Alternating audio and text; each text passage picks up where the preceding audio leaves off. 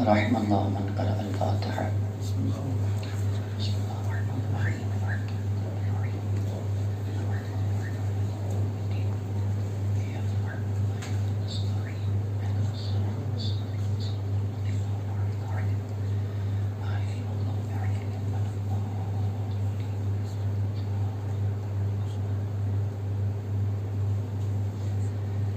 اعوذ باللہ من الشیطان الرجیم. بسم اللہ الرحمن الرحیم.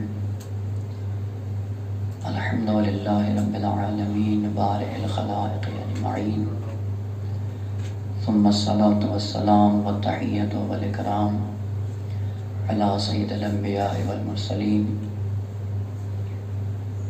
الذی سمی فی السماء بأحمد وفی الارضین بأبی القاسم محمد.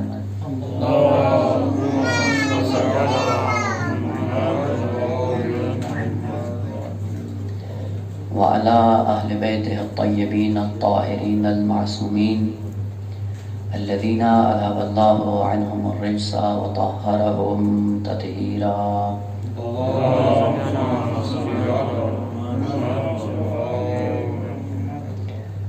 لا سيما بقية الله المنتظر روحي وأرواح العالمين لتراب مقدمه الفداء، واللعنة الدائمة الأبدية على أعدائهم ملعونين من يوم عداوتهم إلى قيام يوم الدين وبعد يوم الدين، ورحمة الله على محبيهم وشيعتهم ومواليهم أجمعين. أما بعد، فقد قال الله الحكيم: بسم الله الرحمن الرحيم. الذين آمنوا وتطمئن قلوبهم بذكر الله الا بذکر اللہ تطمئن القلوب. صلوات پڑھ دیں محمد و آل محمد کی ذات. اللہم صل علی محمد و آل محمد. اگر زحمت ہو تو ایک بار پھر اپنے دانے مبارک کو صلوات پر محمد و آل محمد سے معطر فرما دیں. اللہم صل علی محمد و آل محمد. اس سے پہلے کہ اپنے بیان کو شروع کروں،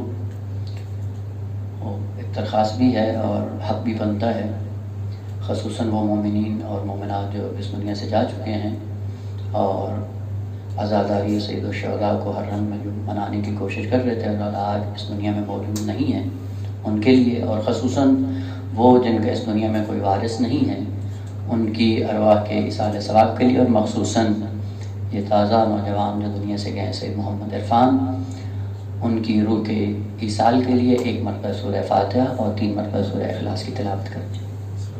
بسم اللہ الرحمن الرحیم. الحمد للہ رب العالمین الرحمن الرحیم مالک یوم الدین ایاک نعبد و ایاک نستعین اهدنا الصراط المستقیم صراط الذین انعمت علیہم غیر المغضوب علیہم ولا الضالین. بسم اللہ الرحمن الرحیم.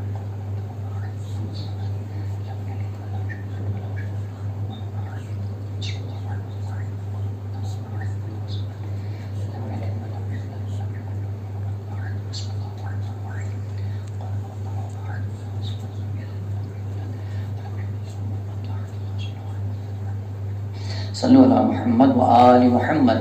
اللہم صل علی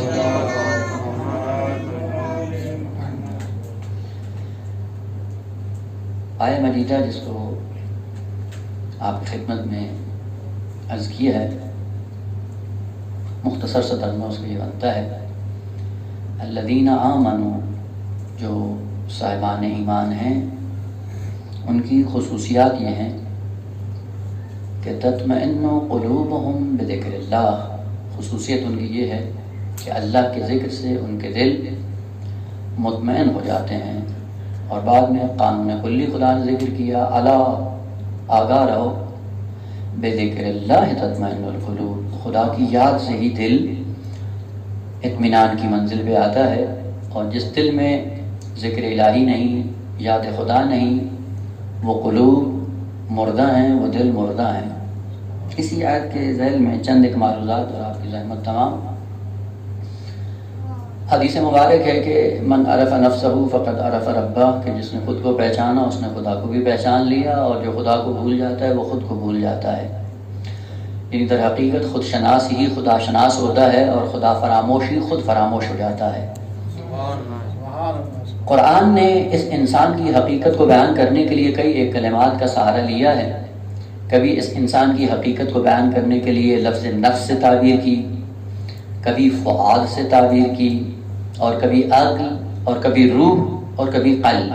اب وہ بقیہ میں نہیں جاننا ہے، فقط اسی قلب کے عنوان سے کہ یہ کون سی حقیقت ہے انسان کی، اور اس کے اندر جو چیز ہونی چاہیے وہ کیا ہے، اور اس چیز کو رکھنے کے بعد یہ کب منزل اطمینان میں آتا ہے۔ اور یہ یاد رکھیے گا کہ جو قانون قرآن صامت کا ہے وہی قانون قرآن ناطق کا ہے۔ خداوند عالم نے کہا کہ وہ قلوب جو اطمینان کی منزل پہ آتے ہیں، یہ قلوب آہستہ آہستہ منزل قرآن بن جاتے ہیں، قرآن کے نزول کی جگہ بن جاتے ہیں، ظرف قرآنی بن جاتے ہیں۔ تو جو دل ظرف قرآن بنتا ہے، اس دل کے اندر کچھ خصوصیات ہونی چاہیے کہ جن خصوصیات کے ہوتے ہوئے یہ قلب انسانی ظرف قرآن بنتا ہے اور پھر قرآن کی نورانیت کے رنگ میں رنگا جاتا ہے۔ حضرت ابراہیم علیہ السلام نے اللہ کی بارگاہ میں دعا فرمائی، لا تخزنی یوم یبعثون، قیامت کے دن جب سب کو مبعوث کیا جائے گا الہ العالمین، اس دن مجھے رسوا نہ کرنا۔ اس دن کی خصوصیت کیا ہے؟ یوم لا ینفع مال ولا بنون، کہ جہاں پہ کچھ بھی کام آنے والا نہیں ہے، الا من اتى اللہ بقلب سلیم، مگر وہ شخص جو قلب سلیم لے کر آئے گا وہ فضا اور جزا یوم القیامت سے محفوظ رہے گا۔ کیوں؟ چونکہ وہ قلب مطمئن بنا کر آیا ہے۔ قلب لفظ عربی ہے اور جس کا معنی تبدیلی ہے، اور اسی سے کلمہ انقلاب نکلا ہے۔ چونکہ محفل اور مجلس علماء کی ہے، طلاب کی ہے، تو یہاں پہ ان کلمات کو دہراتے ہوئے کوئی ہچکچاہٹ نہیں ہے، انشاءاللہ کہ دوسروں کے لیے بھی قابل استفادہ ہو۔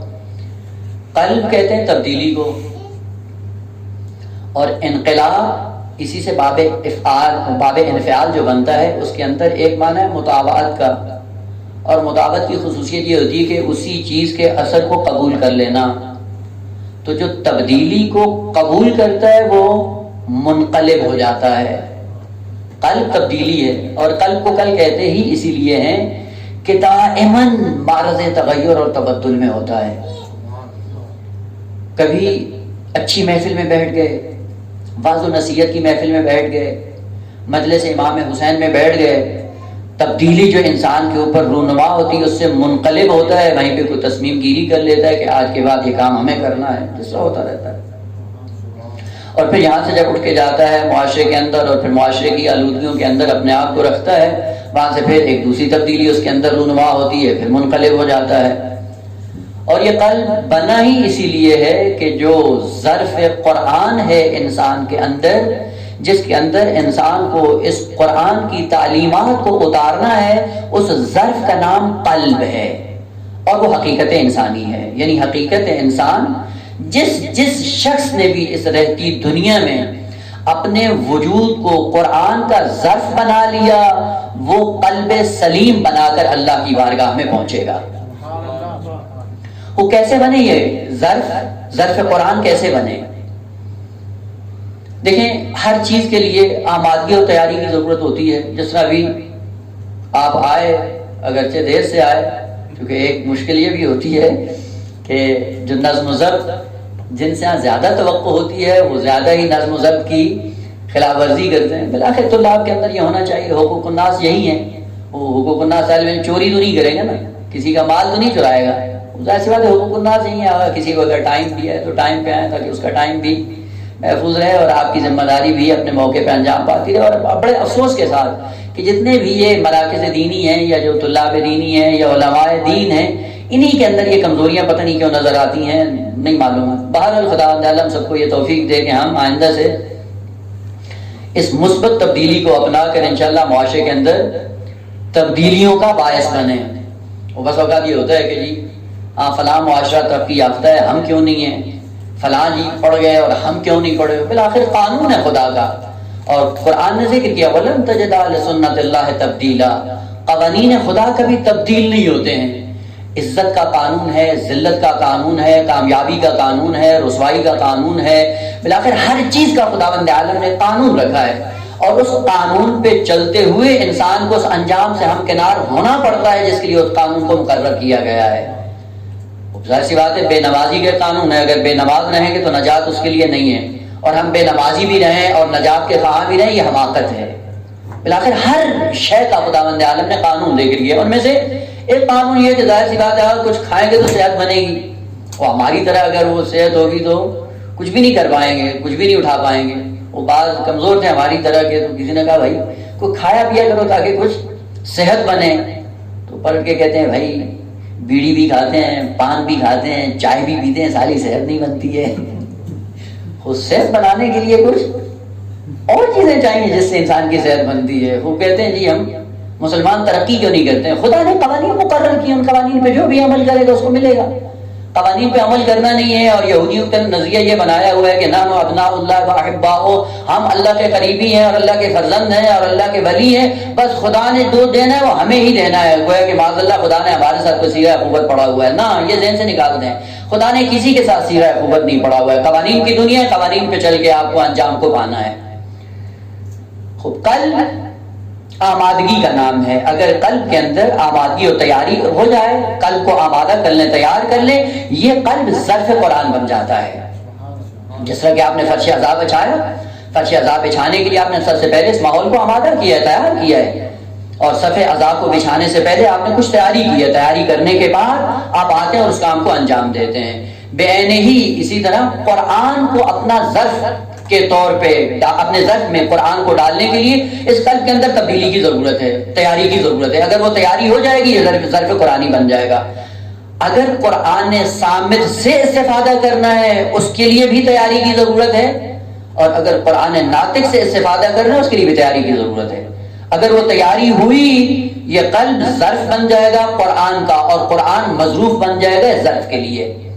اس تیاری کا نام کیا ہے جس سے یہ قلب اور یہ دل، البتہ یہ شاید میں نے پہلے آپ عرض کیا، اس قلب سے مراد وہ نہیں ہے کہ جو انسان کے پہلو میں دھڑکتا ہے، وہ نہیں، اس کو قلب مجازن کہا جاتا ہے، اعزازی نام ہے اس کا۔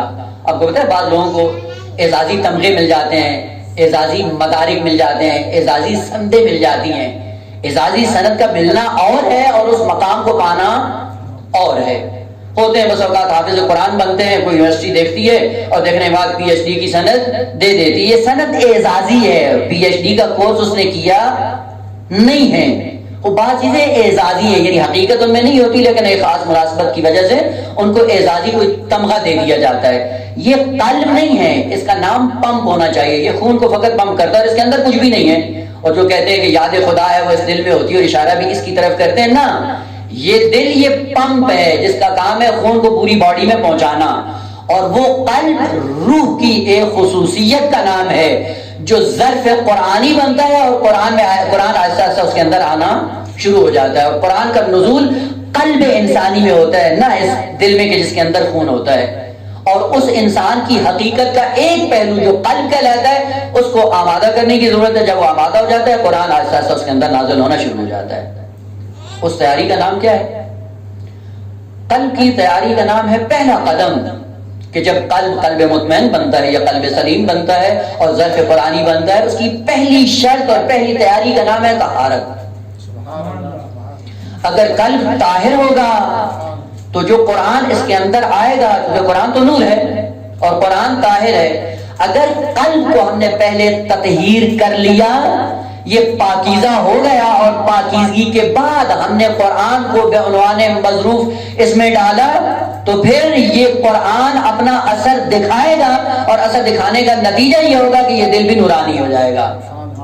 اور اگر یہ دل آلودہ ہوا تو فقط یہ نہیں کہ یہ آلودہ ہے بلکہ جو مظروف اس کے اندر آئے گا وہ بھی آلودہ ہو جائے گا۔ اور آپ نے دیکھا ہے کہ جیسا ظرف ہوتا ہے ویسے مظروف کا رنگ بدل جاتا ہے۔ آپ آلودہ ظرف لے لیں، آلودہ ظرف لینے کے بعد آپ کوئی چیز اس میں صاف شفاف زلال اس کے اندر ڈال دیں، کیا ہو جائے گی؟ آلودہ ہو جائے گی۔ کیوں؟ چونکہ ظرف آلودہ تھا۔ اس لیے خداوند عالم قرآن میں ارشاد فرماتا ہے وَنُنَزِّلُ مِنَ الْقُرْآنِ مَا هُوَ شِفَاءٌ وَرَحْمَةٌ لِّلْمُؤْمِنِينَ وَلَا يَزِيدُ الظَّالِمِينَ إِلَّا خَسَارًا. ہم قرآن کو نازل کرتے ہیں، یہ قرآن مومنین کے دلوں میں بھی آتا ہے اور کفار اور منافقین کے بھی دلوں میں اترتا ہے، لیکن جب مومن کے دل میں آتا ہے شفا اور رحمت بن جاتا ہے، اور جب منافقین اور کافرین کے دل میں آتا ہے تو ان کے لیے خسارے کا باعث بن جاتا ہے. بھائی قرآن تو نور ہے، کیوں خسارے کا باعث بن گیا؟ قانون الہی ہے کہ جیسا ظرف ہوگا وہ ظرف مظروف کو اپنے رنگ میں بدل دے گا. یہ قلب اگر تطہیر ہو گیا، اس کو طاہر اور پاکیزہ بنا لیا ہم نے، جس دن یہ قلب مطہر ہو جائے گا، پاکیزہ ہو جائے گا، اس پاکیزگی کے بعد جو کچھ قرآن کی آیات اس میں آئیں گی ایسا ایسا اس کی نورانیت میں اضافہ ہوتا چلا جائے گا. اور قلب جب تطہیر نہیں ہوگا تو اگر قرآن بھی اس کے اندر ڈال دیں تو وہ اس کی نجات کا سبب نہیں بنتا، بلکہ دن بدن اس کی خسارت اور ذلت کا سبب بنتا جاتا ہے. کیوں؟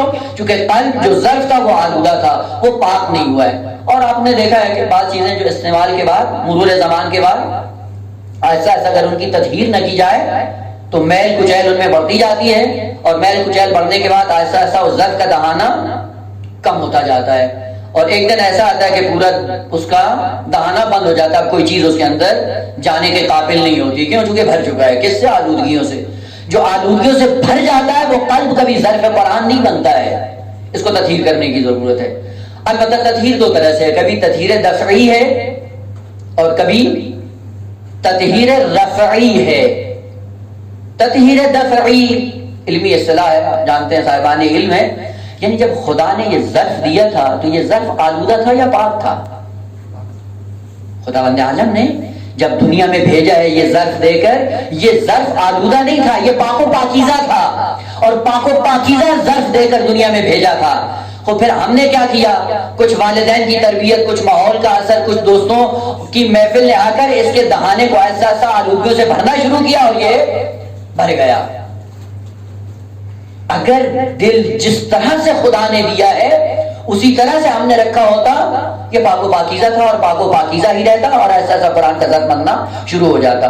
لیکن رفیع کیا ہوتا ہے کہ کبھی جب معاشرے میں آتا ہے دل آلودہ ہوتا ہے، آلودگیاں اس کے اندر آتی ہیں، دہانہ بند ہو جاتا ہے، اب ہدایت کا پیغام ان پہ اثر نہیں کرتا ہے. اس لیے ہم صلی اللہ علیہ وسلم کیا فرماتے ہیں کہ جب عاشور کے دن خطبہ دیا اور خطبہ دینے کے بعد جب انہوں نے تالیاں بجانا شروع کر دی اور امام کی آواز سننے کے لیے آمادہ نہیں تھے تو وہاں پہ امام صلی اللہ علیہ وسلم نے تاریخی جملہ ارشاد فرمایا کہ ملئت ابدان من الحرام، یہ حرام لقمے کی تاثیر ہے جو آج حق کی بات کو سننے کے لیے تیار نہیں ہے. اس کا مطلب ہے کہ اس قلب کو لقمہ حرام سے آلودہ کیا ہے، جس کا نتیجہ یہ ہے کہ امام برحق کی آواز ان پہ اثر انداز نہیں ہے، مؤثر ثابت نہیں ہوتی. وہ قلب کو تطہیر کرنے کی ضرورت ہے. کیسے تطہیر کریں؟ کا آلودگیوں سے ان کو پاک و پاکیزہ رکھو. جس دن یہ پاک و پاکیزہ ہوگا اسی دن یہ ظرف قرآنی بن جائے گا. قرآن صامت کا بھی ظرف بن جائے گا اور قرآن ناطق کا بھی ظرف بن جائے گا. آپ دیکھ لیں طول تاریخ میں قوانین الہی ہیں، جو لوگ ائمہ سے دور ہوئے ہیں، ائمہ کی بزم میں رہتے ہوئے ائمہ کی بات ان پہ اثر نہیں کرتی تھی. آپ تاریخ کا مطالعہ کر لیں، سارے کے سارے افراد آلودہ تھے، اور اس آلودگی کا نتیجہ یہ تھا کہ امام برحق سے ہدایت کا پیغام نہیں لے سکے، اور 24 گھنٹے امام پیغام ہدایت دینے کے لیے آمادہ تھے، لیکن چونکہ دل صاف نہیں تھا، آلودہ تھا، اس وجہ سے پیغام ہدایت نہیں لے سکے. لہذا دل کو پاک کرنے کی ضرورت ہے، تطہیر کرنے کی ضرورت ہے. یہ دل کیا ہے؟ آلودگیوں کا شکار ہو جاتا ہے. آلودگیاں ہیں کیا؟ قرآن نے بہت زیادہ دل کی آلودگیوں کو ذکر کیا ہے. آپ اگر پورے قرآن کا اس عنوان سے مطالعہ کریں، کہیں پہ کہا ہے تب اللہ علی قلوبہم، کہیں پہ کہا ختم اللہ علی قلوبہم، کہیں کہا فی قلوبہم مرض، کہیں پہ کہا لاہیتن قلوبہم، کہیں پہ کہا ان قلوب کے اندر زیغ ہے، کہیں پہ کہا رین ہے. نہ جانے کتنی بیماریاں ہیں جو قرآن نے ذکر کی ہیں، فقط جو مربوط ہیں دل اور قلب انسانی سے. یہ بیماریاں آتی ہیں، ایسا ایسا دل کا دہانہ تنگ ہونا شروع ہو جاتا ہے اور ایک دن بالکل بند ہو جاتا ہے. اور اس کے بعد پھر کیا ہوتا ہے؟ لہم قلوب لا یفقہون بہا، اور اس منزل پہ آ جاتا ہے کہ اب ذرہ برابر پیغام ہدایت ان کے اندر نہیں آتا ہے. وہ آلودگی کیا ہے؟ وہ آلودگی ہے کہ کبھی حب مال ہے، حب جاہ ہے، حب شہرت ہے، نہ جانے کون کون سی بیماریاں جس کی وجہ سے یہ دل آلودہ ہوتا ہے. اور ان آلودگیوں سے پاک کرنے کے بعد یہ ظرف قرآنی بنتا ہے. اور اس کے بعد جب قلب تطہیر ہو جاتا ہے، طاہر اور پاکیزہ ہونے کے بعد خداوند عالم نے کہا کہ یہ قلب مطمئن بن جاتا ہے، جس کو قرآن نے دوسری جگہ قلب سلیم کا نام دیا ہے۔ وہ قلب سلیم یا قلب مطمئن بنتا کیسے ہے؟ خود قرآن نے ذکر کیا، الا بذکر اللہ تطمئن القلوب۔ اگر ذکر الہی اس میں ڈالو تو یہ کیا بنے گا؟ یہ قلب مطمئن بنے گا، قلب سلیم بنے گا۔ وہ ہم نے جو ڈالا ہوا ہے اس سے تو قلب سلیم نہیں بنتا ہے، اس سے قلب مطمئن نہیں بنتا ہے۔ مثال کے ذریعے اگر مطلب بات کرنا چاہیں، دیکھیں بس اوقات انسان جھانسے میں ہوتا ہے، کرتا کچھ ہے اور سمجھتا کچھ ہے اور واقعیت کچھ اور ہوتی ہے۔ اور یہ کہتے بھی ہیں علماء اور بزرگان کہ ہمارے خیالات سے حقائق کبھی تبدیل نہیں ہوئے، ہے یا نہیں ہے؟ ہم اپنے آپ کو بہت کچھ سمجھتے ہیں لیکن واقعیت کیا ہے، حقیقت کیا ہے، ہمارے سمجھنے سے حقیقت میں کوئی فرق نہیں آتا ہے۔ اسی لیے قرآن نے ذکر کیا، هل ننبئکم بالاخسرین اعمالا، آپ کو خبر دوں کہ جو اعمال کے اعتبار سے خسران کا شکار ہیں، الذین ضل سعیہم فی الحیاۃ الدنیا، جن کا ہر عمل دنیا میں ضائع ہو جاتا ہے، محفوظ نہیں ہوتا، وہم یحسبون انہم یحسنون صنعا، اور وہ گمان کرتے ہیں کہ شاید ہم حسن عمل کی دنیا میں نہ جانے کہاں پہنچ گئے۔ خیالات سے واقعات تبدیل نہیں ہوتی ہیں، واقعیت جیسے ہے ویسے رہے گی، ہم سمجھیں یا نہ سمجھیں، ہم اپنے وہم و گمان میں جو بھی خیال کرتے رہے، حقیقت کبھی تبدیل نہیں ہوتی۔ ہم اپنے وہم و گمان میں سمجھتے ہیں کہ شاید ہم 2 رکعت نماز پڑھ لیتے ہیں، 2 رکعت نماز پڑھنے کے بعد قلب سلیم بن جاتا ہے۔ قلب سلیم کی علامت کیا ہے کہ جس سے پتہ چلے یہ قلب سلیم ہے؟ مثال کے ذریعے اگر عرض کرنا چاہیں، اور یہ خوبصورتی ہے قرآن کی کہ لفظ قلب کا معنی ہے تبدیلی، اور تبدیلی کیسے ہوتی ہے؟ جیسے اس ظرف کے اندر مظروف ڈالیں گے، اس مظروف کے ڈالنے سے تبدیلی آئے گی، اسی تبدیلی سے اس کا نام بن جائے گا۔ ظرف کے اندر جو مظروف ڈالیں گے، اس مظروف سے اس ظرف کا نام معین ہو جائے گا، مشخص ہو جائے گا۔ اس سے پتہ چلتا ہے کہ اس قلب کا کوئی اپنا نام نہیں ہے، جو چیز آپ اس کے اندر ڈالیں گے اسی سے یہ اپنا نام اور تشخص اور اپنی ہویت بنا لے گا۔ یہی جگہ ہے جس پہ آپ بیٹھے ہیں، مکان ہے نا، ایک جگہ ہے، ہال ہے، خوب اس کا نام کیا ہے؟ کہ اس کا نام کچھ بھی نہیں ہے، جو مظروف آپ اس میں ڈالیں گے اسی کا یہ نام بن جائے گا۔ مثلا ابھی یہ آپ نے مل بیٹھ کے اسی جگہ پہ عزاداری کو منانا شروع کر دیا، عزاداری کا اہتمام کیا، عزاداری سے اب کیا کہیں گے آپ اس کو؟ عزا خانہ ہو جائے گا۔ بس یہ عزا خانہ کیوں کہا؟ جو مظروف آیا اس سے اس کا نام بن گیا۔ اور اگر یہاں پہ اسی مکان کے اندر آپ نماز پڑھنا شروع کر دیں تو اس کا نام کیا ہو جائے گا؟ نماز خانہ ہو جائے گا۔ اور اگر یہاں پہ گاڑیاں لا کر کھڑی کر دیں تو اس کا نام کیا ہو جائے گا؟ پارکنگ۔ اور اگر جنس اٹھا کر اس کو انبار بنا دیں تو اس کا نام کیا ہو جائے گا؟ اسٹور۔ بس پتہ چلا کہ اس جگہ کا کوئی اپنا نام نہیں ہے، جو کچھ ڈالیں گے اسی سے اس کا نام بن جائے گا۔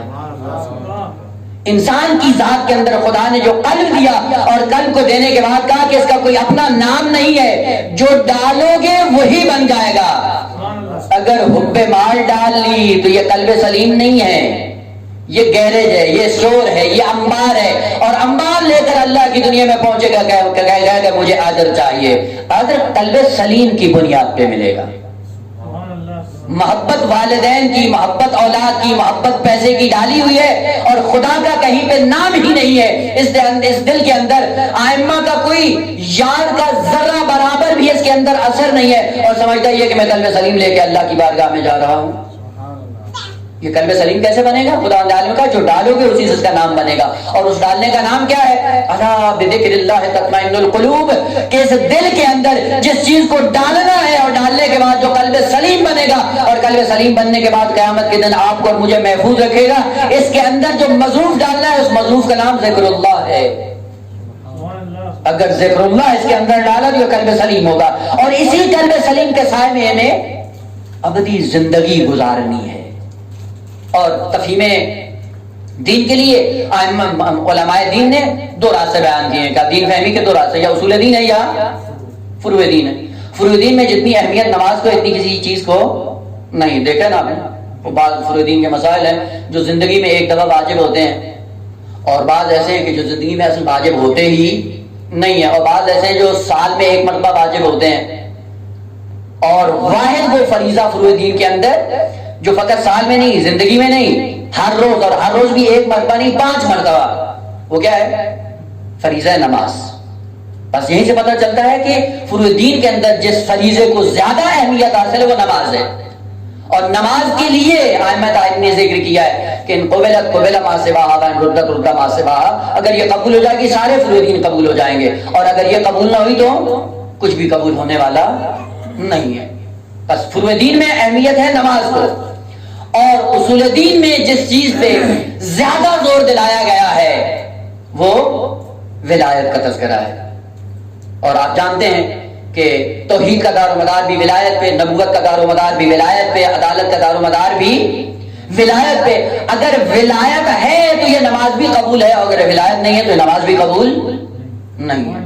خداوند عالم نے کہا ذکر الہی سے قلب اطمینان کی منزل پہ آتا ہے، اور ذکر الہی کو جب ہم نے خلاصہ کیا، فروع دین میں دیکھا تو نماز نظر آئی، اور اصول دین میں دیکھا تو ولایت نظر آئی، جس سے پتہ چلتا ہے کہ قلب سلیم ہوتا ہی وہ ہے کہ جس کے اندر نماز بھی ہو اور جس کے اندر ولایت علی بھی ہو۔ اسی لیے جب خداوند عالم نے اعلان کیا نماز کے عنوان سے تو کہا اقم الصلاۃ لذکری، نماز میرے ذکر کا سبب بنتا ہے، اس لیے اس کو برپا کرو۔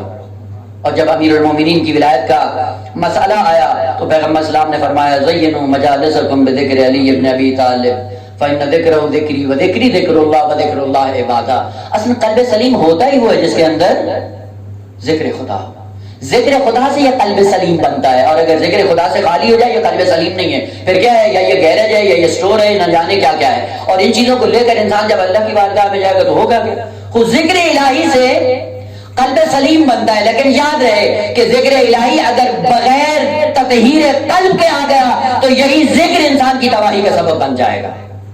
اور یہ خدا کا وعدہ ہے، خدا کا قانون ہے، اس ذکر الہی کو دل میں ڈالنے سے پہلے اس کی تطہیر کرو۔ لہذا پیغمبر اسلام کو یہ حکم ہوتا ہے کہ محبوب خذ من اموالہم صدقۃ تطہرہم وتزکیہم بہا، اے محبوب ان سے کیا کرو؟ صدقہ لو، اور نتیجہ کیا ہوگا؟ صدقے کے نتیجے میں ہوگا کیا؟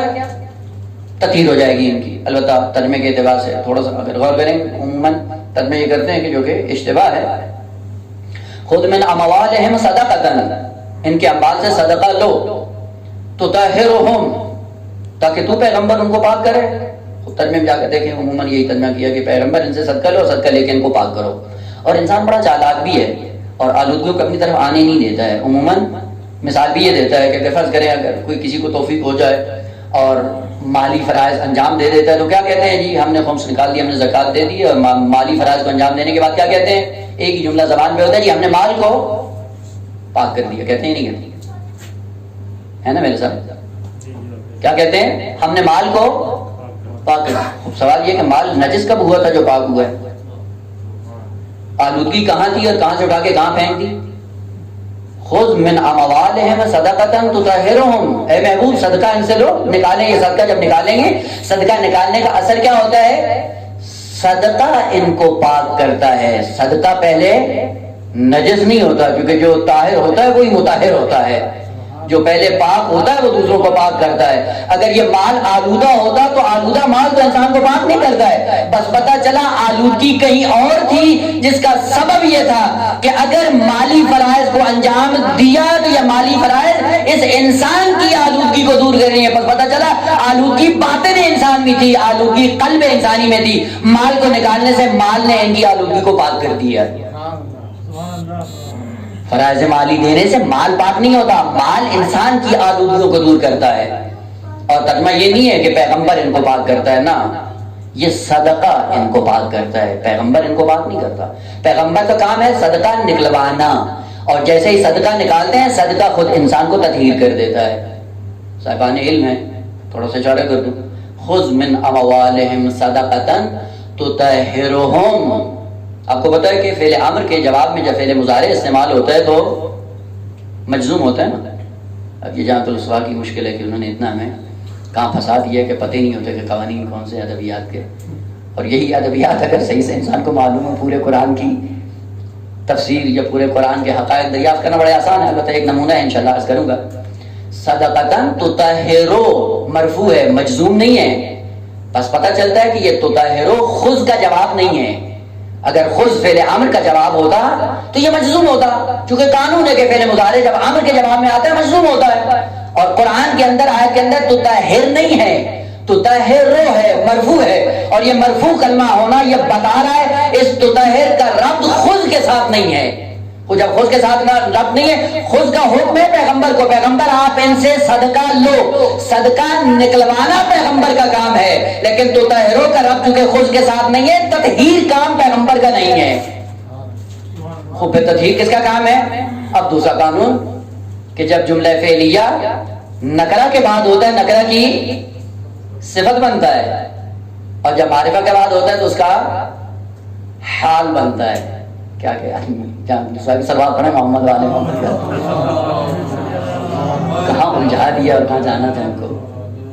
صدقتن نکرہ ہے، تطہروہم یہ تطہرو لفظ صدقہ کی صفت ہے، جملہ فعلیہ نکرہ کے بعد آ رہا ہے اور اسی کلمہ مرفوع بھی ہے. معنی یہ بنتا ہے پیغمبر آپ ان سے مالی صدقات کو لو، اور جب مالی صدقات لوگے یہی لینا مالی صدقات کا یہ صدقہ آ کر ان کے دلوں کو پاک کر دیتا ہے.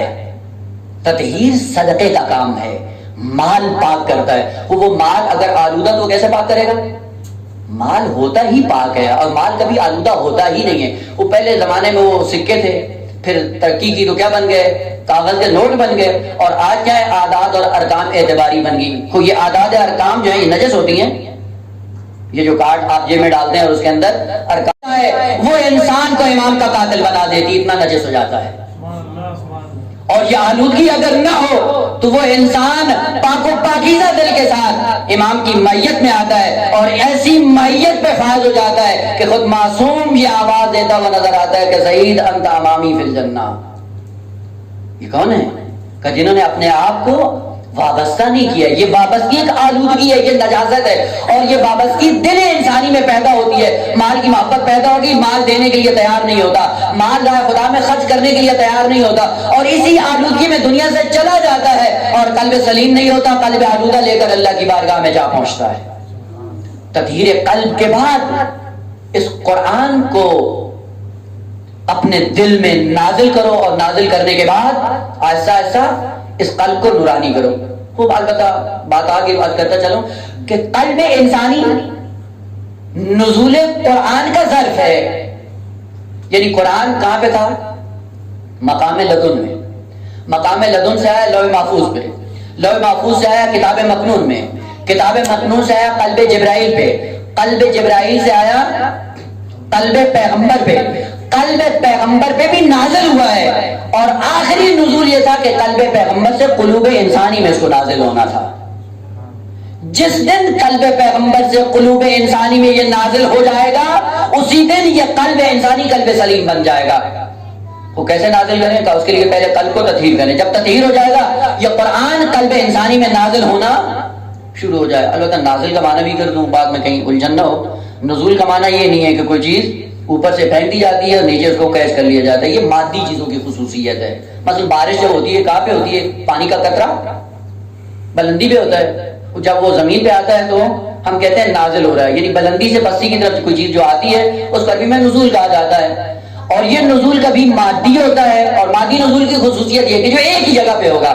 یہ بارش کا قطرہ اگر اوپر ہے تو نیچے نہیں، جب نیچے آیا ہے تو اوپر نہیں ہوگا.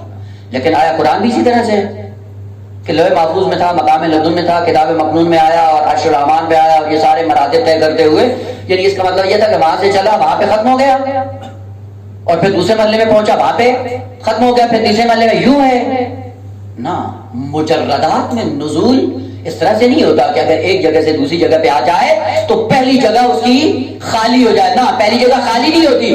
وہ مجرد چیز کی خصوصیت یہ ہے کہ ایک ہی چیز ہوتی ہے لیکن تمام تر مراتب میں محفوظ ہوتی ہے. ایک مرتبے سے جب دوسرے مرتبے میں آتی ہے دونوں مقامات پر موجود ہوتی ہے، لیکن اپنے اپنے مقام کے اعتبار سے وہ لباس بدلتی رہتی ہے، چیز ایک ہی ہوتی ہے. یوں نہیں تھا کہ قرآن جب وہاں سے چلا مقام لدن سے ختم ہوا پھر لوح محفوظ پہ آنا. مقام لدن میں بھی تھا, مقام لوح محفوظ میں بھی تھا, اور کتاب مکنون میں بھی تھا, قلب جبرائیل میں بھی تھا, قلب پیغمبر میں بھی تھا, اور یہ ایک ہی حقیقت تھی. لیکن جیسے جیسے مقام بدلتا گیا ویسے ویسے لباس قرآنی بدلتا گیا. اور قلب پیغمبر سے قلب انسانی میں آنا ہے. اس کو وہ قلب انسانی میں آنے کے لیے کا تطہیر شرط ہے. اگر تطہیر ہوگی جو قلب, یہ قلب انسانی میں نازل ہو جائے گا. اب نزول کا معنی کیا ہوا, اور یہ مثالیں ہیں. میں زیادہ آپ کو پریشان نہیں کرنا چاہتا, تھوڑا سا اپنے اندر غور کریں, آپ کو پتہ چل جائے گا کہ نزول مجرد اور نزول قرآنی کی خصوصیت یہ کہ ایک ہی جگہ ہے, ایک ہی چیز ہوتی ہے اور کئی جگہ پہ موجود ہوتی ہے, لیکن لباس بدلتی رہتی ہے. ملموس مثال آپ کے پاس اس وقت موجود ہے. آپ کے اذہان میں, آپ کے نفس میں کتنے سے علوم ہیں جو آپ نے یاد کیے ہوئے ہیں, جو حاصل کیے ہوئے ہیں. علم تو نور ہے نا, مادی تو نہیں ہے. لقمہ کھانے کی طرح تو نہیں ہے, کھانے کا تو لقمہ نہیں ہے. علم جو آپ نے حاصل کیا ہے یہ علم مادی ہے یا مجرد؟ یقیناً مجرد ہے. وہ علم آپ کے نفس میں موجود ہے. البتہ یہ بھی ایک ضمن لفظ ہے, وہ بعد میں جا کر مطالعہ کریے گا کہ بعض لوگ کہتے ہیں کہ علم اس کھوپڑی میں آتا ہے. نہ, اس کھوپڑی میں علم نہیں آتا ہے. وہ اس کو آپ کھول کر دیکھ لیں, بھیجا ہے, بھیجے کے علاوہ کچھ بھی نہیں ہے. وہ آتا کہاں ہے؟ نفس انسانی میں, جو روح انسانی کا ایک اور مرتبہ ہے نام نفس, جس کو قرآن نے 5 حصوں میں تقسیم کیا. چلو خود جا کر مطالعہ کریے گا. وہ بس اس کھوپڑی میں نہیں آتا ہے. کہاں آتا ہے؟ نفس انسانی میں. ہر چیز کا ایک الگ ظرف ہے. ذکر خدا کا ظرف قلب ہے اور علم کا ظرف نفس انسانی ہے. علم نفس میں آتا ہے, اس کھوپڑی میں نہیں آتا. اور علم نفس میں نہیں آتا, یہ دوسرا اشتباہ ہے. جس سے بعد لوگوں نے کہا کہ علم کیفیت نفسانی ہے, علم اترتا ہے اور نازل ہوتا ہے, نفس میں آ جاتا ہے. نا عزیز, علم آتا نہیں ہے, نفس انسانی ارتقاء کی منزل پہ گامزن ہو کر علم سے وابستہ ہو جاتا ہے. علم نہیں آتا ہے, علم نیچے نہیں آتا ہے, نفس انسانی اوپر جاتا ہے. اگر علم نیچے آئے تو جو چیز حرکت میں ہوگی کمال پہ وہی پہنچے گی. ایسے ہوتا ہے یا نہیں ہوتا ہے؟ جو حرکت میں ہوگا کمال اسی کو نصیب ہوگا. اگر علم چل کر آتا ہے تو پھر کمال علم کے اندر آنا چاہیے, انسان کے اندر نہیں آنا چاہیے. جبکہ انسان نقص کمال کا سفر کرتا ہے, ناقص سے کامل ہو جاتا ہے. اس سے پتہ چلتا ہے علم اپنی جگہ پہ ہے اور انسان ارتقاء کر کے وہاں تک پہنچ جاتا ہے. یوں نہیں ہے کہ علم اوپر سے نیچے آتا ہے, انسان پستی سے نکل کر بلندی کی طرف آ جاتا ہے. اور علم کا قانون ہے, یہ یاد رکھیے گا کہ علم نہ کتاب سے ملتا ہے نہ استاد سے ملتا ہے, علم ہمیشہ تقوی سے ملتا ہے. اتقوا اللہ ویعلمکم اللہ, تقوی اختیار کرو تاکہ خدا تمہارا معلم بن جائے. ایک صلوات پڑھنے محمد و آل محمد کی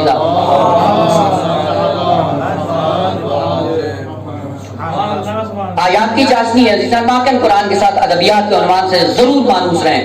اتقوا اللہ, اللہ سے تقوی اختیار کرو. البتہ ایک جگہ اشارہ کیا تھا لیکن معنی بھی کروں گا بعد میں اگر فرصت ہوئی. اتقوا اللہ, اللہ سے تقوی اختیار کرو. یعلمکم اللہ, یہ واو کون سا ہے؟ اہل ادبیات نے کہا یہ واو انتفاع ہے. انتفاع یعنی جو سوال مقدر کا جواب بن جاتی ہے. اتقوا اللہ, سوال پیدا ہو, کیوں تقوی الہی اختیار کریں, کیا ملے گا, کیا فائدہ ہوگا, کس جگہ پہنچیں گے؟ کب بہت سے فوائد ہیں, ان میں سے اہم ترین فائدہ یہ ہے وَيُعَلِّمُكُمُ اللَّهُ, خدا تمہارا معلم بن جائے گا. اگر تقوی اختیار کیا کیا ملے گا؟ عزت مل جائے گی. تقوی اختیار کرو کیا ملے گا؟ مال مل جائے گا. تقوی اختیار کرو کیا ملے گا؟ شہرت مل جائے گی. تقوی اختیار کرو کیا ملے گا؟ بہشت مل جائے گی. تقوی اختیار کرو کیا ملے گا؟ حور العین مل جائے گی. یہ ساری چیزیں مل جائے انسان مرحلہ کمال تک نہیں پہنچتا. انسان کے مرحلہ کمال کی منزل یہ ہے تقوی اختیار کرو, خدا تمہارا معلم بن جائے گا. اور خدا نیچے نہیں آتا, انسان کو خدا تک جانا ہوتا ہے. بس علم اپنی جگہ پہ ہے, انسان کو وہاں تک جانا ہے. یہ پھر کتاب اور یہ معلم یہ کیا ہے؟ نہ کتاب علم دیتی ہے نہ معلم علم دیتا ہے. کتاب اور معلم فقط قابل اور فاعل کے درمیان جو فاصلہ ہوتا ہے اس کو کم کر دیتا ہے. فاعل جس کا کام ہے دینا, قابل جس کا کام ہے لینا. چونکہ فاعل اور قابل میں فاصلہ ہے, اس فاصلے کی وجہ سے یہ قابل فاعل سے کچھ لے نہیں پا رہا. وہ کتاب اور استاد کے ذریعے کیا ہوتا ہے؟ وہ فاصلہ کم ہو جاتا ہے. جیسے ہی فاصلہ کم کرتا ہے استاد اور کتاب, وہیں سے فاعل قابل کے اندر اپنا اثر چھوڑ دیتا ہے. ملموس مثال عرض کروں تاکہ بات ذہن میں آ جائے.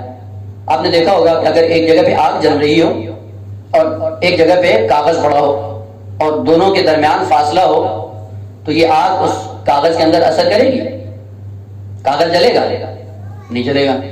وہ پھر کیا کریں آپ؟ چونکہ وہ کاغذ فاصلے پہ ہے, آپ اٹھائیں اس کاغذ کو اور وہ فاصلہ کم کر کے اس کاغذ کو آگ کے اندر ڈال دیں. جیسے آپ ڈالیں گے جلانا آپ کا کام ہے یا آگ کا؟ جلایا آگ نے ہے. آپ نے کیا کیا ہے؟ آپ نے فاعل اور قابل کے درمیان فاصلے کو کم کر دیا ہے. یہ فاصلہ کم کیا، فاعل نے اپنا اثر قابل میں چھوڑ دیا اور وہ کاغذ جل گیا. عزیزان، علم کی دنیا میں کتاب اور معلم، خدا اور عبد کے درمیان جو فاصلہ ہوتا ہے اس فاصلے کو کم کرتا ہے، اور جو فاصلہ کم ہو جاتا ہے خدا اپنے علم کو اپنے عبد کے قلب کے اندر اور نفس کے اندر ڈال دیتا ہے. نتیجہ یہ ہوتا ہے کتاب وہ پڑھو جو عبد اور معبود کے فاصلے کو کم کرے، استاد وہ اپناؤ جو خدا اور عبد کے درمیان فاصلے کے کم کرو. ہر استاد بننے کے قابل نہیں ہے اور ہر کتاب پڑھنے کے قابل نہیں ہے. اگر کتاب اور استاد دونوں یہ ہو جائیں کہ جو عبد اور معبود کے فاصلے کو کم کریں، فقط انہی کتابوں سے اپنے آپ کو وابستہ کریں اور فقط انہی اساتذہ سے اپنے آپ کو وابستہ کریں. عرض یہ کر رہا تھا کہ یہ علم نفس انسانی کا ارتقا کر کے جب علم جیسی حقیقت سے آشنا ہوتا ہے، حقیقت علم سے متصل ہوتا ہے، اس کو عالم کہا جاتا ہے اور نفس انسانی میں علم آ جاتا ہے. جب تک نفس میں رہتا ہے، آپ کو مجھے پتا ہوتا ہے کہ ہم کتنے پانی میں ہیں؟ کوئی پتہ نہیں ہے نا. سب بیٹھے ہوتے ہیں اور بیٹھنے کے بعد پتہ نہیں ہوتا کہ کوئی علم ہے نہیں ہے، کوئی جانتے ہیں یا نہیں جانتے ہیں. اس لیے امیر المومنین نے کیا فرمایا؟ تکلموا تعرفوا لان المرء مخبوء تحت لسانه. بولنے سے پتہ چل جائے گا کہ آپ کتنے پانی میں ہیں. اس کا مطلب ہے جب تک علم نفس انسانی میں رہتا ہے، ساتھ میں بیٹھنے والے انسان کو بھی پتہ نہیں ہوتا کہ مولانا کے پاس علم کی فضیلت کون سی اور کس پیمانے پہ ہے اور کس مقدار میں ان کے پاس علم موجود ہے لیکن سامنے والوں کو پتہ نہیں ہے. لیکن وہی علم جب نفس انسانی سے حرکت کر کے زبان انسانی پہ آتا ہے اور کلام کے ذریعے جب علم کو بیان کرتا ہے تو جو سامنے ہوتے ہیں ان کو پتہ چل جاتا ہے مولانا کے پاس کتنا سا علم ہے. ہوتا یا نہیں ہوتا؟ آپ انصاف سے بتائیں، جب آپ زبان پہ اس علم کو بیان کر رہے ہوتے ہیں وہی ہوتا ہے یا کوئی اور ہوتا ہے؟ معلومات وہی ہوتی ہے جو نفس انسانی میں ہے یا کوئی الگ سے ہوتی ہیں؟ وہی ہے جو نفس انسانی میں ہے. جب آپ زبان پہ لا کر تکرار کرتے ہیں اور سامنے والوں کو بیان کرتے ہیں، یہ وہی علم ہے یا کوئی اور ہے؟ وہی معلومات ہے نا. پریشان تو نہیں ہو رہے؟ معلومات وہی ہے. جب زبان پہ آتی ہے آپ کا نفس اور صفحہ نفس علم سے خالی ہو جاتا ہے یا نا؟ اب بھی وہاں پہ موجود ہے، نفل کے موجود ہے. کہا کہ جب زبان پہ لاتے ہو تکرار کرتے ہو اس میں اضافہ ہونا شروع ہو جاتا ہے. کم نہیں ہوتا، اضافہ ہوتا ہے. ختم نہیں ہوتا، بڑھ جاتا ہے. تو جب زبان پہ آتا ہے وہی علم ہے. لیکن اب خصوصیت کیا ہے؟ اب جب زبان پہ آتا ہے لباس بدل لیتا ہے. اور لباس کیا تھا؟ پہلے کتاب مکنون میں تھا، صفحہ نفس میں چھپا ہوا تھا، کسی کو پتا نہیں تھا. جب زبان پہ آتا ہے وہ لباس اپنا لیتا ہے، جو سامنے ہوتا ہے ان کو پتا چل جاتا ہے. اور جب یہی علم آپ کی کتابت کے ذریعے آپ کی تعلیف میں آپ کے نام سے چھپی ہوئی کتاب کے اندر الفاظ کے ذریعے ان کو بند کر دیا جاتا ہے، تو وہی علم تھا جو آپ کے صفحہ نفس میں تھا. لیکن اب خصوصیت کیا ہے؟ کہ فقط سننے والے نہیں بلکہ جن جن کے ہاتھوں یہ کتاب لگے گی ان کو آپ کے علم کا اندازہ ہو جائے گا. جب کتاب میں آتا ہے تو پہلے جو 2 مراحل تھے ان سے ختم نہیں ہوتا. قرآن اس طرح سے نازل ہوتا ہے کہ ایک جگہ سے جب دوسری جگہ آتا ہے تو ختم نہیں ہوتا، ہر جگہ پہ رہتا ہے، لیکن جگہ بدلنے سے لباس بدل لیتا ہے. قلب پیغمبر پہ آیا، قلب پیغمبر سے قلوب انسانی تک آنا ہے اس کو، اور قلوب انسانی میں آنے کے لیے تطہیر شرط ہے. اگر بغیر طہارت کے اس علم کو اٹھایا تو ایک زمانے میں یہی انسان ایسا بن جائے گا کہ اس کے لیے بھی خسارے کا نقصان بنے گا اور ائمہ دین کے لیے بھی مشکلات کا شکار ہو جائے گا یہ انسان. لہذا پہلی شرط یہ ہے کہ اس قلب کی تطہیر کرو تاکہ یہ قلب ظرف قرآنی بن سکے اور قرآن سامد کا ظرف بنے، تو اسی طرح یہ قرآن ناطق کا بھی ظرف بنے. کتنے ایسے لوگ تھے دنیا میں جنہوں نے اپنی تطہیر کی اور تطہیر کرنے کے بعد جب قرآن ناطق کا یہ ظرف بنے رہتی دنیا تک آج بھی آپ عزت سے ان کا نام لیتے ہیں. یہی زہیر ابن کین جو ایک زمانے میں علوی نہیں تھا لیکن اس نے اپنے قلب کی تطہیر ایسے کی، یا میں یوں کہیں کہ امام حسین نے اس کی تربیت ایسے کی کہ اس نے اپنے آپ کو امامت سے منسلک کیا، قرآن ناطق سے وابستہ ہوا، تطہیر قلب کی. تطہیر قلب کے بعد اس مقام پہ جا پہنچا. کیا ذکر کرتا ہے؟ اور یہ واحد شہید ہے میدان کربلا کا کہ جس کی معرفت کا نمونہ ایک یہ ہے کہ سب نے کہا کہ ہم آپ پر قربان ہونے کے لیے تیار ہیں، لیکن اس نے یہ جملہ کہا کہ اے حسین، ساری دنیا بقا پہ مرتی ہے، اپنی بقا کو خطرے میں ڈالنے کے لیے کوئی انسان تیار نہیں ہے. اور آپ دیکھ لیں یہ جتنے نمونے ہیں دنیا میں یہ سارے بقا کے ہیں. آپ کو مجلس کرواتے ہیں, ہاں جی فلاں کا نام ذکر کر دیں. کیوں ذکر کر دیں؟ کہ کی فطرت انسانی میں بقا کو خدا نے رکھ دیا ہے اور باقی رہنے کو انسان پسند کرتا ہے, اس لیے اپنے نام و نمود کا اظہار کرتا ہے, آزاد چھوڑ جاتا ہے. یہ پل بنوا دیا ہمارا نام لے دیجیے, مسجد بنوا دی ہمارا نام لے دیجیے. کیوں ہو رہا ہے؟ کہ یہ فطرت انسان کا تقاضا ہے کہ باقی رہنا چاہتا ہے, اپنی بقا کو خطرے میں نہیں ڈالنا چاہتا. ضمن بات آگے عرض کر دوں, حتیٰ حضرت آدم بھائی کے معصوم نبی تھے, جب جنت میں آئے تو شیطان نے جو جھانسا دیا وہ جھانسا یہی تھا, حل ادلک علی شجرۃ الخلد وملک لا یبقی, آیا ایسے شجر کی رہنمائی نہ کرو جو آپ کو ہمیشہ کے لیے باقی رکھے اور ایسی سلطنت عطا کر دے کہ ہمیشہ ہمیشہ کے لیے باقی رہو. بس بقا وہ عنصر ہے انسان کے اندر کہ جس کو پانے کے لیے سب کچھ ہو سکتا ہے. زہیر وہ نمونہ ہے میدان کربلا کا جس نے یہ جملہ ارشاد بنایا, حسین میں آپ پہ قربان ہونے کے لیے تیار ہوں, اگر میری بقا بھی ختم ہو جائے اور آپ باقی رہو میں حاضر ہوں آپ کی بقا کے لیے اپنی بقا کو خطرے میں ڈال دوں. صلوات پڑھنے محمد و آل محمد کی.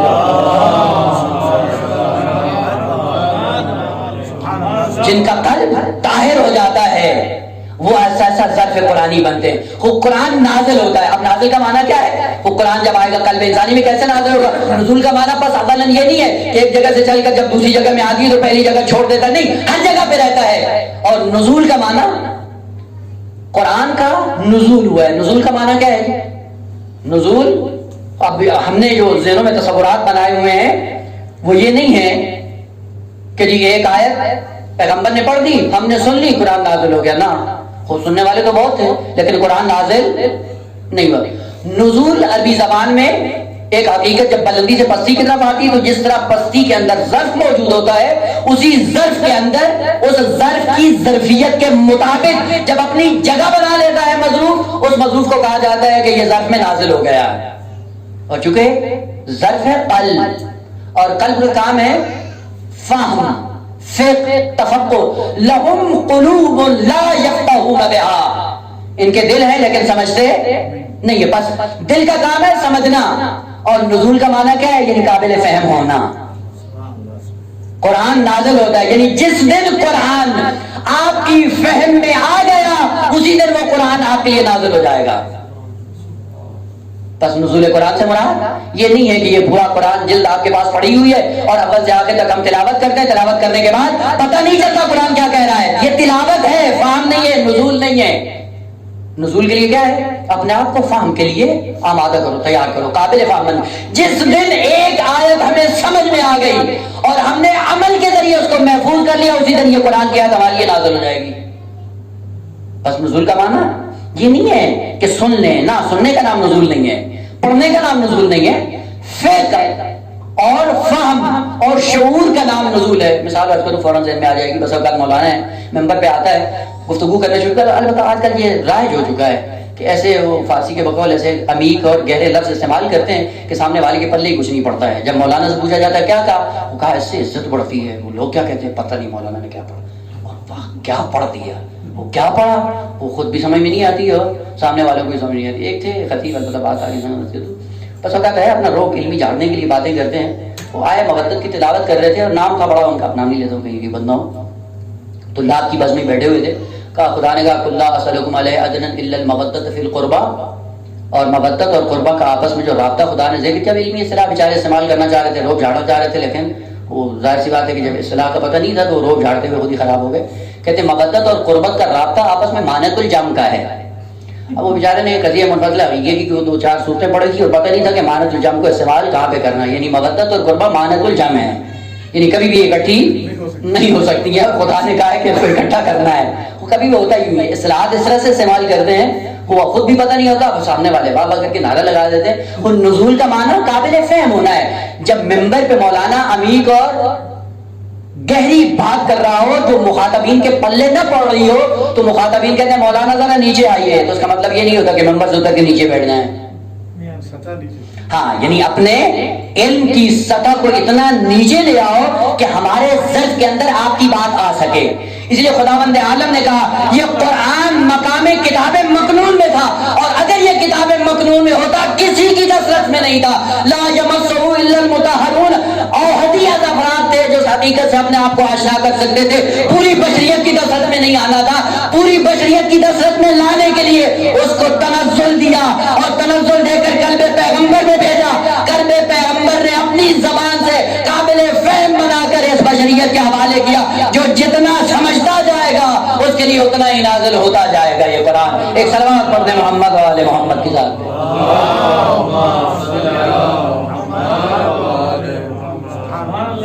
قرآن ظرف قلب انسانی بن جائے، نازل ہو جائے گا. اور نزول یعنی قابل فہم ہونا، اس قابل بنا دو کہ جو بھی اس سے وابستہ ہو جائے اس کی حقیقت سے آشنا ہو جائے. اور وہ آخری لباس قرآن کا جو خداوند عالم نے نازل کیا اور جس لباس میں قرآن کو انسانوں کے ہاتھ میں دے دیا اور انسانوں کی دسترس میں آ گیا، وہ لباس یہی الفاظ کے تھے. اور یہ الفاظ بھی اتنے پیچیدہ ہیں کہ سمجھ میں نہیں آتے. یہ آخری لباس ہے، یعنی اس سے نیچے کوئی اور ایسا لباس نہیں تھا جس لباس میں قرآن کو ملبس کیا جاتا اور بشریت کے ہاتھ میں دے دیا جاتا. یہ آخری لباس تھا قرآن کا، الفاظ کی شکل میں اتارا اور اتارنے کے بعد انسان کی دسترس میں دے دیا. اور پھر انسان کے لیے نازل کب ہوگا؟ کہ جس دن قلب طاہر ہو جائے گا، قلب کی تیاری ہو جائے گی اور قرآن قابل فہم ہو جائے گا. جتنا جتنا سمجھتا جائے گا اتنا اتنا قرآن اس کے لیے نازل ہونا شروع ہو جائے گا. اور بعض وہ لوگ ہیں جو ایک آیت کو اپنے دل میں اتار لیتے ہیں، نازل ہو جاتی ہے، ایک آیت کے مصداق بن جاتے ہیں. اور ایک آیت اگر قابل فہم ہو جائے انسان کے لیے، معصوم اتنا اس کو سراہتے ہیں کہ لوگ تعجب کرنا شروع ہو جاتے ہیں. امیر المومنین اپنی بس میں بیٹھے اپنے ایک شاگرد کی تعریف کرنے لگے، یہ بہت بڑا عالم ہے، یہ بہت بڑا فقیہ ہے. لوگوں نے کہا مولا آپ اس کی تعریف کر رہے ہیں کہ یہ بہت بڑا فقیہ اور بہت بڑا عالم ہے. امام نے کہا یہ ایک آیت کی تفسیر جانتا ہے اس لیے امیر المومنین اس کی تعریف کرتا ہے. ایک آیت کو سمجھ لینا، ایک آیت کا نازل ہو جانا قلب انسانی میں اتنی عظمت انسان کے اندر پیدا کر دیتا ہے کہ معصوم اپنی زبان پہ اس کا مد اور ثنا کرنا شروع کر دیتا ہے. یہ نازل ہوگا دل کے اندر، اور نزول کا معنی قابل فہم ہونا ہے. اس لیے قرآن کی دو حقیقتیں، ایک حقیقت کا نام نزول ہے اور دوسری حقیقت کا نام کشف ہے.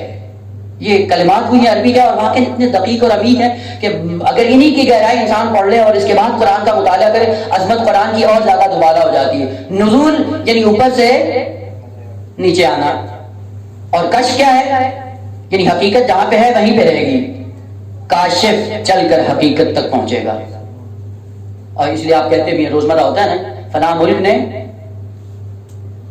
تیل کا کنواں کشف کر لیا. کیا ہوا ہے؟ تیل اوپر نہیں آیا، کہاں گئے؟ زمین کھود کے یہ حقیقت تک پہنچے ہیں. بس کشف کا معنی یہ ہوتا ہے کہ حقیقت جہاں پہ ہے وہاں پہ رہے، حقیقت کو نہ چلایا جائے، بلکہ وہ شخص جو حقیقت کا طالب ہے وہ چل کر حقیقت تک پہنچ جائے. یہ کشف ہوتا ہے. اور نزول کیا ہے؟ کہ یہ شخص جو طالب ہے اس کے اندر یہ سقط نہیں تھی کہ یہ حقیقت تک جا پہنچے، پھر حقیقت کو چلا کر طالب کے پاس بھیجا جاتا ہے. اور قرآن کیا ہے؟ نازل ہوتا ہے. اس کا مطلب یہ حقیقت تھی جو انسان کا گمشدہ تھا اور انسان کے اندر یہ صلاحیت نہیں تھی کہ وہ مقام کتاب مکنون یا مقام لوح محفوظ یا مقام لدن سے اس کو دریافت کر سکے. پھر خدا نے کیا کیا؟ خدا نے یہ لطف کیا کہ اس حقیقت کو وہاں سے چلایا اور الفاظ کی شکل میں تبدیل کر کے انسان کے اختیار میں دے دیا. انسان کے لیے نازل ہوا ہے. اور کچھ ایسی ہستیاں ہیں جہاں پہ قرآن تھا وہیں پہ جا کر دریافت کیا ہے. تو قرآن ان کے لیے کشف ہوتا ہے. جن کے لیے کشف ہو وہ اور ہوتے ہیں، جن کے لیے نازل ہو وہ اور ہوتے ہیں. اور پھر یہ انسان کہتا ہے کہ ہاں رسول ہم جیسا ہے، معصوم ہم جیسا ہے. نہیں عزیز، یہ قرآن ان کے لیے کشف ہوتا ہے، قرآن اپنی حقیقت میں ہوتا ہے. یہ چل کر وہاں جاتے ہیں اور آپ اور میں وہ ہیں کہ جو حقیقت سے اتنا دور ہے وہاں تک ہماری دسترس میں نہیں ہے. یہ خدا کا لطف ہے کہ وہاں سے چلا کر ہمارے اختیار میں دے دیتا ہے. اور ہمارے اختیار میں دینے کے بعد بھی اب ہم انہی الفاظ کے پیچ و خم میں اس حقیقت سے آشنا نہیں ہو سکتے. اور وہ آخری لباس جو زیبا تھا قرآن کو، وہ عربی مبین تھا. عربی مبین یہ آخری لباس ہے قرآن کا. اور یہ لباس ایسا ہے جو قرآن کو زیبا لگتا ہے. یعنی دنیا میں کوئی ایسی زبان نہیں تھی جس زبان کے اندر یہ ظرفیت ہوتی کہ قرآن کے حقائق کو اپنے اندر سما لیتا. لہذا یہ عربی مبین یہ لباس قرآنی ہے. اور قرآن کی زبان کیا ہے؟ وہ ہم کہتے ہیں شاید قرآن کی زبان عربی. نہیں عزیز، عربی قرآن کی زبان نہیں ہے. عربی قرآن کا لباس ہے. زبان کیا ہے؟ کہ زبان اس کی فطرت ہے، چونکہ پوری بشریت کے لیے آیا ہے نا. وہ جو پوری بشریت کے لیے آیا تو بشر کی پوری بشریت کی زبان میں اس کو گفتگو کرنی چاہیے، اور جو مشترک زبان ہے پوری بشریت کی وہ زبان فطرت ہے. یہ کلچر، یہ قبیلے، یہ قومیں، یہ ان کے سلیقے، یہ اپنی اپنی خصوصیات، یہ زبان نہیں ہے، یہ افہام و تفہیم کا ذریعہ ہے. اور زبان جو فطرت ہے وہ پوری بشریت کے درمیان مشترک ہے. اس لیے قرآن کی زبان فطرت ہے، جو بات کرتا ہے فطرت بشر کے مطابق ہوتی ہے. آپ افریقہ کے جنگل میں چلے جائیں، جب قرآن کی حقیقت کو بیان کریں گے اس کی فطرت اس کو قبول کرے گی. اس کا مطلب ہے قرآن کی زبان فطرت ہے، لیکن جس لباس میں اتارا گیا اس لباس کا نام عربی ہے. کیوں یہ لباس دیا؟ کہ یہ لباس موضوع تھا اس قرآن کے ساتھ. یہ لباس اور ملبوس دونوں موضوع تھے. اور آپ کو پتا ہے جب لباس موضوع نہ ہو پھر مشکلات کا شکار ہو جاتا ہے. جہاں پہ لباس اوپر نیچے ہو، یعنی اگر لاش ایسی ہے جو بڑی ہے اور لباس چھوٹا ہو تو بھی مسخرہ کریں گے نا لوگ. اور اگر برعکس ہو جائے، باڈی چھوٹی ہو لباس لمبا ہو تو کیا ہوگا؟ وہ قدم قدم پہ خود گرے گا. کیوں؟ چونکہ لباس تن کے برابر نہیں ہے. کیا خوبصورت جملہ مولا نے ارشاد کیا نظر بلاغت، واللہ لقد تقمص ابن ابی قحافہ وَإِنَّهُ لَيَعْلَمْ أَنَّ مَحَلِّ مِنْهَا مَحَلَّ الْكُتْبِ مِنَ الرِّحَا. تقمص باب تفاعل ہے، اور تفاعل کا ایک خصوصیت کیا ہوتی ہے؟ کسی حقیقت سے اپنے آپ کو وابستہ کرنا جو حقیقت آپ کے تن سے بڑی ہو. حقیقت کہیں اور ہے لیکن آپ اس سے منسوب ہو کر اپنا نام بنا لیتے ہیں. فقہ ایک گہرائی ہے، ایک مقام ہے. جو فقیہ فقہ سے اپنے آپ کو متمسک کرتا ہے، اس سے وابستہ ہوتا ہے، اسے کیا کہتے ہیں؟ متفقہ فی الدین. متفقہ یعنی فقہ سے منسوب کرنے والا. قمیص ایک حقیقت ہے، اس حقیقت سے جو وابستہ ہو جائے گا متقمص ہو جائے گا. لیکن قمیص بڑی ہے، متقمص چھوٹا ہے. جب قمیص بڑی ہو اور متقمص چھوٹا ہو، قدم قدم پہ خود بھی ٹھوکریں کھاتا ہے، قدم قدم پہ دین اور اسلام کو بھی ٹھوکروں کا سامنا کرنا ہوتا ہے. اس قمیص خلافت کا حقدار وہ ہے کہ جس کے تن کے برابر اس قمیص کو بنایا گیا، وہ امیر المومنین کی ذات ہے. اسی لیے دوسری جگہ پہ ارشاد فرمایا کہ لقد لبس الاسلام لبس الفرو مقلوبا، کہ اسلام 25 سالہ دور میں کیا ہوا کہ اسلام کو وہ لباس پہنایا گیا جو لباس ان کے تن سے بڑا تھا. اور فقط بڑا نہیں تھا، جب انہوں نے پہنا تو پہنتے ہوئے اندھے ہو کر لباس کو پہننا شروع کیا. اور جب انسان کی آنکھیں نہیں ہوتی، اندھیرے میں جب لباس پہنتا ہے تو کبھی الٹا پہن کے باہر آ جاتا ہے. جیسے لباس الٹا پہنتا ہے باہر آتا ہے، مسخرہ استہزاء کا نشانہ بن جاتا ہے. لبس الاسلام لبس الفرو، فرو کہتے ہیں دشاشے کو، فرو مقلوبہ الٹی قمیض پہنائی گئی اسلام کی. یعنی اسلام انہوں نے الٹا پہن لیا، اسلام کی تعلیمات کو الٹا کر دیا. جب الٹا کیا نتیجہ کیا ہوا؟ روم اور اطراف کے جتنے بھی ممالک تھے وہ دین کی تعلیمات کو بیان کر کے مسخرہ کیا کرتے تھے. وجہ کیا ہوئی؟ جب دین کی تعلیمات کو الٹا کیا جائے تو پھر لوگ ہنستے ہیں. عزیز آپ الٹی قمیض پہن کے بعد چلے جائیں، وہ کسی کو دعوت دینے کی ضرورت نہیں، جیسے ہی دیکھیں گے لوگ ہنسیں گے. اسلام کی تعلیمات کو جب الٹا کر دیا گیا، نتیجہ یہی ہے کہ آج کیوں اسلام پہ دشمن آ کر ہلہ بولتا ہے اور اسلام کی توہین کے پہلو نکالتا ہے، اور پہلو نکالنے کے بعد کہتا ہے آیا یہ اسلام ہے، اسلام کی یہ حقیقت ہے. وہ وجہ کیا ہے؟ لبس الاسلام لبس الفرو مقلوبہ. کبھی کوئی اعتراض ہوتا ہے کہ خاتون ناقص الخلقت ہے. ناقص الخلقت ہونے کے بعد اگر یہ ناقص الحق بھی ہے، ناقص المیراث بھی ہے، ناقص الشہادت بھی ہے، ناقص الحیض بھی ہے، تو اس کے بعد آپ جب دین کا چہرہ یہ بیان کریں گے تو پھر لوگ آیا اس دین کو قبول کرنے کے لیے تیار ہوں گے.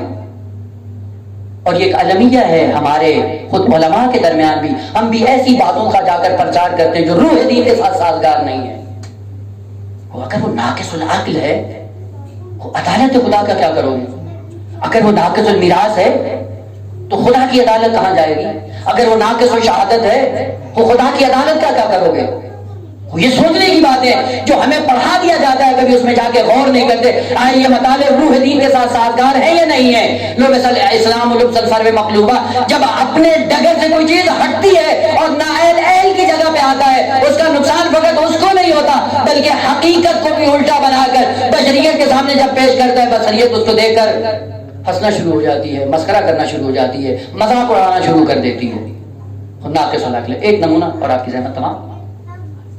خاتون ناقص العقل نا، سنتے ہیں اور پڑھتے بھی ہیں، اور پھر چھ بسر کے کوئی اپنا نعرہ لگانے کے لیے انہی باتوں کا سہارا لے کر کہیں پہ جا کر نقطہ بھی چپکا دیا، نعرہ لگوا دیا، بات تمام ہوگی، دین کی خدمت کر رہے ہیں. ناقص العقل. وہ ناقص العقل ہے. وہ آپ نے چھوٹا سا دیکھیں ایک ترتیب ہے، عقائد، اخلاقیات اور شریعت. شریعت آخری مرتبہ ہے جسے آپ کہتے ہیں فقہ اصغر، یہی توضیح المسائل، یہ فقہ اصغر ہے. اور فقہ اکبر کیا ہے؟